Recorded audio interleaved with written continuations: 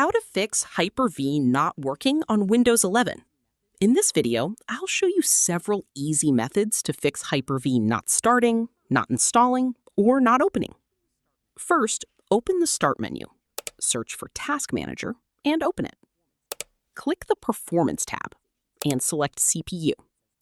On the right side, check the virtualization status. If it says disabled, you'll need to restart your computer, enter the BIOS or UEFI settings, and enable Intel VTX or AMD V, depending on your processor. If virtualization is already enabled, move on to the next step. Next, open the Start menu. Search for Check for Updates and open it. Click Check for Updates and install any available Windows updates. Once the updates are installed, restart your computer.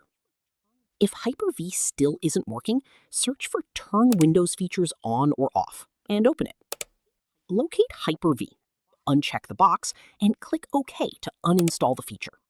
Restart your computer when prompted. After restarting, open Turn Windows Features On or Off again, check the Hyper-V box, click OK, and allow Windows to reinstall it. Restart your PC once more. If the problem continues, search for Command Prompt. Right-click it and select Run as Administrator. Type the following command and press Enter. sfc/scan now. Wait for the scan to complete. This will repair any corrupted Windows system files. After that, run this command. dism/online/cleanup/image/restore health. Press Enter and wait until the process finishes.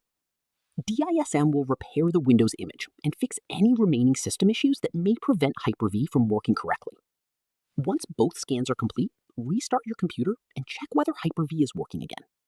If this tutorial helped you fix Hyper-V, don't forget to like this video, subscribe to the channel, and leave a comment below if you have any questions.